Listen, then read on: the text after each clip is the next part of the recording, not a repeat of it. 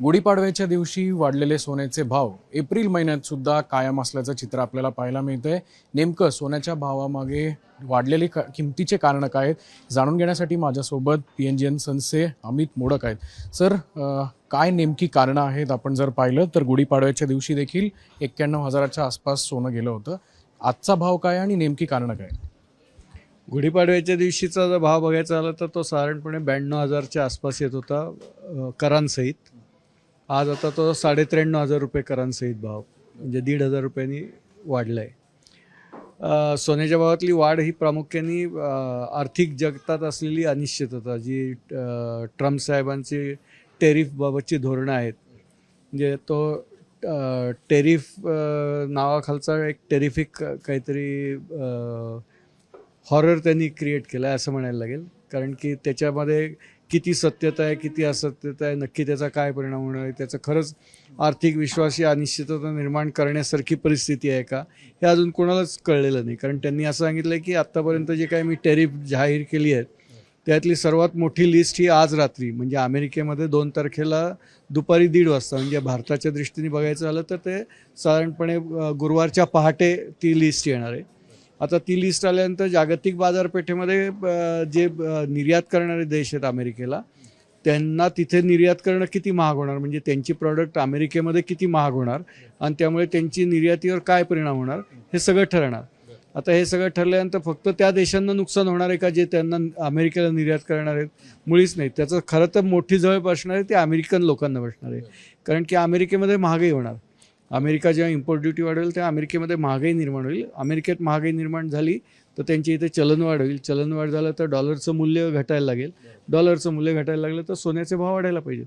हे जे सगळं इकॉनॉमिक्समधलं जे सूत्र आहे किंवा चक्र आहे ते पूर्ण करण्याकरता म्हणून सोन्याचे भाव वाढणं हे अनिवार्य आहे, म्हणजे अनअवॉइडेबल आहे. सर, ग्लोबल सिनेरिओवर याचा इम्पॅक्ट थेट आपल्याला पाहायला मिळतोय का? हा ग्लोबल सिनेरिओचाच इम्पॅक्ट आहे, हा कुठल्या एका देशाकरता नाही आहे. म्हणजे त्यांनी सुरुवातीला कॅनडा, मेक्सिको आणि चायना निवडलं, नंतर युरोपियन कंट्रीज निवडलं आणि आता तो ट्रम्प साहेब म्हणत आहेत की जगातले सगळेच देश जे आमच्याकडून आयात करतात ते आमच्या प्रॉडक्ट्सवरती किती इम्पोर्ट ड्युटी लावतात त्या प्रमाणात आम्ही त्या देशांमधून आयात करणाऱ्या असलेल्या वस्तूंवरती आम्ही इम्पोर्ट ड्युटी लावू. आता भारत जे काय मेनली इम्पोर्ट करतं अमेरिकेकडून ते ॲग्री प्रॉडक्ट्स आयात करतं किंवा स्पेस टेक्नॉलॉजी किंवा एअरफोर्स टेक्नॉलॉजीचे प्रॉडक्ट आयात करतं. तर त्याच्यावरल्या सुद्धा ॲग्री प्रॉडक्टवरती आपण फार मोठ्या प्रमाणावरती टेरिफ किंवा इम्पोर्ट ड्युटी लावतो. आता त्याचं प्रमुख कारण हे की आपली भारताची अर्थव्यवस्था आहे ती ॲग्री बेस आहे आणि मग ॲग्री प्रॉडक्ट जर इथे आयातीत ॲग्री प्रॉडक्ट स्वस्तात मिळायला लागली तर आपला शेतकऱ्याला कुठेतरी त्याचा सेटबॅक येऊ शकतो. शेतकऱ्याला त्याच्या उत्पादनांना योग्य किंमत मिळणार नाही. त्याकरता त्याला प्रोटेक्ट करण्याकरता म्हणून अशा प्रकारचे टेरिफ लावले गेले आहेत. अगदी जर खरं बघायचं झालं, कोणी जर डीपमध्ये अभ्यास केला, फक्त भारतापुरता विचार करायचा झाला तर भारताला या टेरिफमुळे फार मोठा काही फटका बसणार नाही आहे. कारण आपण जी आत्ता आयात करतो आहे ज्या वस्तू त्या नेसेसिटीच्या नाही आहेत की त्या आल्या नाहीत तर आपलं जीवन थांबणार आहे किंवा आपल्या इथे काहीतरी महागाई होणार आहे किंवा आपल्याकडे उपलब्धता राहणार नाही, असं काही नाही आहे. ॲग्री प्रॉडक्ट्स आहेत आणि ॲग्री प्रॉडक्ट्समध्ये आपण खूप अंडर युटिलायझेशन करतो आहे आत्ता आपल्या कपॅसिटीचं. त्यामुळे आपल्या कपॅसिटीचं युटिलायझेशन 5% सुद्धा जरी वाढलं तर आपली सगळी जी रिक्वायरमेंट आहे ती फुलफिल होऊ शकणार आहे. त्यामुळे त्यांनी जे काही टेरिफ म्हणून जे आपल्याला भीती दाखवत आहेत आणि तुम्ही आयात कर कमी करा म्हणून म्हणतायत, तर त्याला भारत मला वाटत नाही एवढं काही फार मोठ्या प्रमाणात म्हणजे सहकार्य करेल किंवा रेसिप्रोकल रिस्पॉन्स देईल.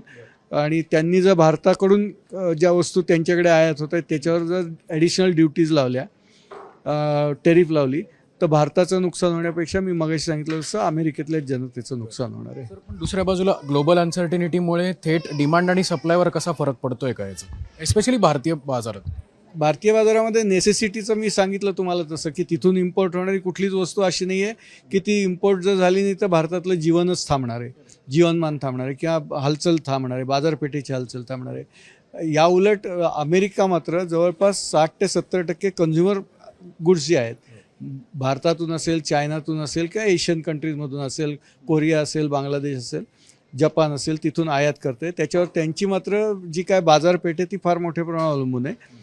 त्यामुळे त्यांनी जर त्याच्यावर ॲडिशनल टेरिफ लावली तर त्यांच्या इथल्या मॉलमध्ये मिळणारे वस्तू महाग होतील किंवा जर त्या तिथे विकल्या गेल्या नाहीत आणि आयात करणं त्यांना परवडलं नाही तर तिथे स्केअरसिटी निर्माण होईल, दुर्मिळ होऊन जातील वस्तू आणि त्यांचे मॉल रिकामे पडू शकतील. त्यामुळे टेरिफ हे एक घातलेली भीती आहे. म्हणजे जशी ती डिपोर्ट करणार, मी इलिगल लोक आहेत ते डिपोर्ट करणार म्हणून ट्रम्प साहेबांनी सांगितलं. पहिले काही दिवस 7-8 विमानं पाठवली वेगवेगळ्या देशांमध्ये आणि ते आता थांबलं. कारण की जर खरंच ते डिपोर्ट करायला लागले तर त्यांच्या मॉलमध्ये, त्यांच्या हायपर मार्टमध्ये, त्यांच्या मोटेल्समध्ये, त्यांच्या हॉटेल्समध्ये कामगारच उरणार नाहीत. आणि कामगार जर उरले नाही तर ती कामं करतील कोण? अमेरिकन लोकांना काम करायची सवय नाही. सवय आहे काम करायची ती एशियन कंट्रीजमधल्या लोकांना आहे. एशियन कंट्रीजमधल्या लोकांनी जर त्यांनी परत पाठवलं तर तिथे टॅक्सी ड्रायव्हर राहणार नाहीत, ट्रक ड्रायव्हर राहणार नाहीत, अंग मेहनतीची कामं करणारी कोणी राहणार नाहीत. तर त्या केसमध्ये तिथे मॅनपॉवरचे दुष्काळ निर्माण होईल. मग तो लिगल का इलिगल हा नंतरचा पार्ट आहे. आणि त्यामुळे पण महागाई होईल. कारण की ती मॅनपॉवर उरली नाही तर जी उपलब्ध माणसं असतील ती आवाच्या सवा किंमत मागतील काम करण्याची. त्यामुळे एकंदरीतच ट्रम्प यांचं धोरण आहे ना, ते जरी अमेरिका फर्स्ट आणि अमेरिकेला गोल्डन डेज आणणारं वगैरे म्हणत असले तरी त्यांनी अमेरिकेतल्या जनतेचा फार मोठा रोष निर्माण होणार आहे. कारण तिथे फार मोठ्या प्रमाणात महागाई निर्माण होईल आणि फार मोठ्या प्रमाणात दुर्मिळता निर्माण होईल. त्याचा रोष ते कसं सहन करणार आहेत आणि काय हे फक्त त्यांनाच माहिती आहे. याच्या आधी पण सोन्याचे भाव जे किमती होत्या त्या सातत्याने वाढत होत्या, पण आपण जर त्याचा ग्राफ बघितला तर ग्राफ अगदीच हाय स्केल पिचवर नव्हता जात. आता जी मार्जिन गॅप आहे, कधी 2000 थेट वाढलं जाते किंवा 1500 वाढलं जाते, हा ग्राफ जो आहे तो आधी कमी होता. मग ही पोस्ट ट्रम्प प्रेसिडेन्सीमुळे हा ग्राफ अचानकपणे वाढलेला वाटतो. कारण त्यांच्या प्रत्येकच निर्णयात मार्केटमध्ये आर्थिक अनिश्चितता निर्माण होत चालली आहे. आता मध्यंतरी तर त्यांनी सांगितलं की मला गोल्ड रिझर्व्हची गरजच नाही, मी बिटकॉईनमध्ये रिझर्व्ह ठेवणार आहे. म्हणजे आज फिजिकल ॲसेटला जर ते व्हॅल्यू देणार नसतील आणि व्हर्च्युअल ॲसेटला व्हॅल्यू देणार असतील तर ते तर आणखीन आर्थिक अनिश्चिततेचं कारण बनेल. कारण त्याला ना सॉव्हरेन गॅरंटी आहे ना फिजिकल बॅकिंग आहे. मग ती वस्तू काय आहे, ते हवेतला बुडबुड आहे नुसता. आणि त्याला जर ते व्हॅल्यू क्रिएट करणार असतील तर जगाच्या दृष्टीने ते फार धोक्याचं आहे. त्यामुळे त्यांचा प्रत्येक निर्णय हा आर्थिक अस्थिरता निर्माण करणार आहे. आर्थिक अस्थिरता निर्माण झाली की सोन्याची किंमत ही वाढणारच आहे. कारण सोनं शाश्वत आहे. ते अर्ध्या रात्रीत जगाच्या कुठल्याही कोपऱ्यात गेलं तरी 1 ग्रॅम सोनं 999 प्युरिटीचं असेल तर ते 1 ग्रॅमच असतं, 99 प्युरिटीचं असतं. आणि त्याला स्टँडर्डाईज सगळीकडे जगभरात एकसारखा भाव मिळतो. प्रत्येक देशाच्या इम्पोर्ट ड्युटीनुसार तो भाव थोडाफार चेंज होतो, पण बेस रेट तर सगळीकडे सारखा असतो. त्यामुळे सोन्यात आर्थिक अनिश्चिततेमुळे कायम वाढच होईल. आणि ही जी आत्ता जी तुम्ही म्हणताय अचानक झालेली वाढ आहे, तर ट्रम्प निवडून येऊन 4-5 महिने झालेत आणि त्यांच्या प्रत्येक स्टेटमेंटनंतर ती वाढ झाली आहे निर्माण. कारण प्रत्येक स्टेटमेंटनंतर अधिक आर्थिक अनिश्चितता निर्माण होत चालली आहे. सर, जसं तुम्ही म्हणलात की फायनान्शियल अनसर्टेनिटी आहे, दुसऱ्या बाजूला इंडियन कन्झ्युमरचं मार्केट जर पाहिलं तुम्ही तर ते कसं दिसतंय? कारण की तुम्ही एक व्यावसायिक आहात एका बाजूला आणि दुसऱ्या बाजूला जर तुम्ही ट्रेंड बघितलात तर सध्या कस्टमर ट्रेंडचा फॉलो कसा आहे? कस्टमर ट्रेंडचा फॉलो म्हणजे आत्ता जो नुकताच पाडवा होऊन गेला त्याच्यावरून जर बघायचं झालं तर 5-6% क्वांटिटीत घटलं असेल, पण व्हॅल्यू वाईज 20 ते 30% जास्त खरेदी झाली. म्हणजे ज्या प्रमाणामध्ये सोन्याचे भाव वाढले 30-35%, तर 30-35% खरेदी कमी नाही झाली क्वांटिटीमध्ये. किंवा माझ्याकडे 10 रुपयात तर मी 10 रुपयात जेवढं बसेल तेवढंच घेईन असं नाही. त्या कन्झ्युमरनी 20 रुपये खर्च केले, त्याला पूर्ण 10 रुपयात जेवढं बसलं होतं तेवढं मिळालं नाही, 20 रुपयात थोडं कमी मिळालं. पण त्याचं इन्क्लिनेशन आहे ते हायर स्पेंडिंगकडे राहिलं, पण सोनंच घेणार याच्याकडे राहिलं. कारण सोन्याची शाश्वतता जेवढी भारतीयांना कळली आहे तेवढी कोणालाच नाही. म्हणजे gold is a fixed asset आपण म्हणतो, त्याच्यामुळेच मग हा ट्रेंड दिसत असतो. Gold is most valuable asset आणि मोस्ट लिक्विड ॲसेट. म्हणजे करन्सीच्या नेक्स्ट जर काही लिक्विडिटी कशाला असेल तर सोन्याला आहे. म्हणजे तुम्हाला जर 3 वस्तू ठेवल्या एखाद्याने समोर, एक पोतं गहू ठेवलं, 10 ग्रॅम सोनं ठेवलं आणि 10,000चं कॅशचं बंडल ठेवलं, तर पहिला माणूस 10,000चं कॅश बंडल घेऊन जाईल. 2च पर्याय राहिले, सोनं आणि गहू. तर दुसरा माणूस म्हणेल मला सोनं द्या, गहू नको. तर याची जी लिक्विडिटी आहे ती नेक्स्ट टू करन्सी आहे, त्यामुळे ती तशीच राहणार आणि सोन्याचे भाव वाढत राहणार. आणि कस्टमरचा आता ट्रेंड थोडा वेगळा झाला आहे. म्हणजे त्याच्यातली तुम्हाला एक सांगतो, पूर्वी सोन्याचे भाव वाढायला लागले तर लोक विचारायचे आता कमी कधी होतील. आता लोक विचारतात पुढल्या वेळेस मी येईन तेव्हा ह्याच्यापेक्षा जास्त असतील का. म्हणजे त्यांना ॲप्रिसिएशन हे सर्टन झालं आहे डोक्यामध्ये. त्यामुळे सोनं स्वस्तात मिळावं ही इच्छा राहिलेली नाही, सोनं ॲप्रिसिएट व्हावं ही इच्छा राहिली आहे. मग जर ती जर इच्छा असेल, ॲप्रिसिएट होणार असेल, तर सोन्याचे भाव सतत वाढतच राहणार आहेत. ते कमी यायची ॲप्रिसिएशन व्हॅल्यू जशी वाढतीये तसा कस्टमरचाही त्याच्यातून विश्वास जास्त वाढत चालला आहे. म्हणजे विश्वासार्हता जास्त वाढते. कारण मला बँका ज्या सुरक्षित आहेत सर्वात, किंवा RBI बॉन्ड्स जे सर्वात सुरक्षित आहे, त्याच्यापेक्षा जास्त काहीतरी परतावा मिळतो आणि तो सुद्धा शाश्वत ठिकाणाहून. म्हणजे मी कुठल्या तरी पतपेढीत जात नाही आहे किंवा मी कुठल्या तरी पॉन्झी स्कीममध्ये जात नाही आहे. तर सोन्यासारखी वस्तू आहे आणि ती जर मला बँकेपेक्षा जास्त परतावा देते, RBI बॉन्डपेक्षा जास्त परतावा देते, तर माझं निश्चितच सोन्याकडे कल जास्त राहणार. आणि तोच भारतीय सामान्य माणसाचा विचार आहे की जर सर्वात उत्तम पर्याय आता गुंतवणुकीचा कुठला असेल, सर्टन पर्याय असेल, तर ते सोनं. आणि त्यामुळे सोन्याकडचे कल वाढत चाललाय. सर, शेवटचा प्रश्न. आज 94,000 वर सोनं आहे, लाख रुपयापर्यंत जाईल? एक साधा म्हणजे अगदी जनरल लोकांच्या मनातला प्रश्न. म्हणजे मी आत्ता इमिजिएटचं असं स्टेटमेंट नाही करत, कारण की फार शॉर्ट टर्म विचार करून उपयोग नसतो. सोनं ही लॉंग टर्म ॲसेट आहे.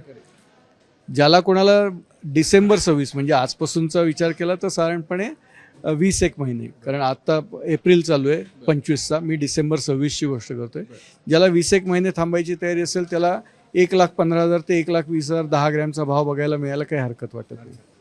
खूप धन्यवाद सर. आपण बघू शकतो की पाडव्याच्या दिवशी वाढलेल्या सोन्याच्या किमती एप्रिलच्याही पहिल्या महिन्यात कायम आपल्याला पाहायला मिळत आहेत. पहिल्या आठवड्यात ज्या आहेत त्या देखील कायम पाहायला मिळत आहेत. मात्र सोनं हे एकदम शाश्वत तुमची गुंतवणूक करणारं एक प्रोडक्ट आहे. त्यामुळे 1 लाखापर्यंत जरी सोनं गेलं तरी तुम्ही याची काळजी करू नका, कारण भाव जे आहेत ते आंतरराष्ट्रीय अनिश्चिततेमुळे वाढत जाणार. कॅमेरामॅन आदर्श कटकेसह अक्षय बडवे, साम TV न्यूज, पुणे. देश विदेशातील प्रत्येक घडामोडींचे लाईव्ह अपडेट मिळवण्यासाठी आता साम टीव्हीच्या सर्व सोशल मीडिया प्लॅटफॉर्मला लाईक, फॉलो आणि सबस्क्राईब करा. तसंच सर्व नोटिफिकेशनसाठी बेल आयकॉन प्रेस करायला विसरू नका.